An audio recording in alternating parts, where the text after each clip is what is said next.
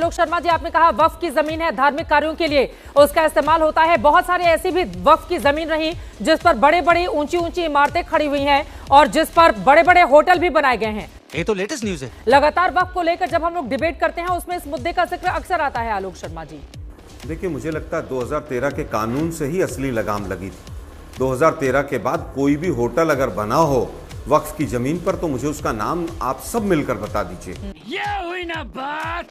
2013 के बाद ये क्लियर हो गया कि सेल नहीं हो सकती, लीज नहीं हो सकती, एजुकेशन पर्पस के लिए 30 साल और कमर्शियल पर्पस के लिए मैक्सिमम 10 साल तक किराए पे जमीन मिल सकती है। पहला सवाल का उत्तर। दूसरा सवाल का उत्तर ये आता है कि आमदनी बहुत घट गई है। 2013 में आमदनी बहुत ज़्यादा थी और 25 में घट गई है। इन लोगों को मतलब बोलते हुए भी समझ नहीं आती बोल क्या रहे हैं ये। अरे भाई, ज्यादातर राज्यों में तो आपकी सरकार है 13 के बाद।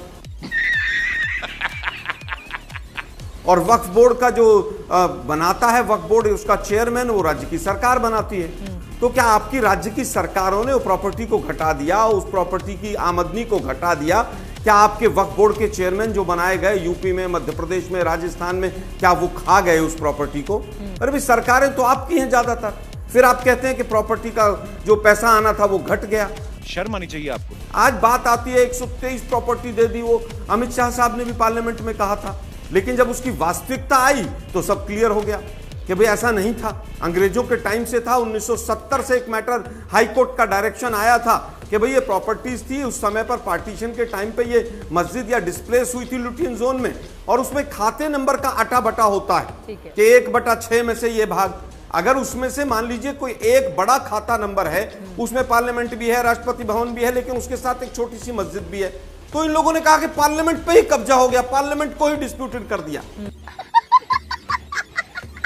इस प्रकार की बचकाना बातें किसी के गले नहीं उतरती, लोग मजाक उड़ाते हैं। ये गलत चीजें, गलत बयान है। अगर पार्लियामेंट के ऊपर क्लेम किया तो बताइए 14 साल में कौन से न्यायालय में पार्लियामेंट का केस चल रहा है? लेकिन झूठ के कुछ सर पैर नहीं होते हैं, इसलिए अब इन्होंने वो 123 प्रॉपर्टी का जिक्र करना बंद कर दिया। और भी मेहमान आज दुर्भाग्य ये है कि कहीं पर भी इस बिल में ये नहीं है कि अनाथ और विधवाओं के लिए पैसा दिया जाएगा। मुझे गुस्सा आता है। राकेश सिन्हा जी, आप तो राज्यसभा में सांसद रहे, इस बिल में अगर कहीं पर प्रोविजन है कि ये पैसा अनाथों के लिए जाएगा, विधवाओं के लिए जाएगा, मुस्लिम सी, तो मुझे जरूर बताइएगा। दोस्तों, आलोक शर्मा ने चिथड़ा के नकली एजेंडे को उधेड़ के रख दिया।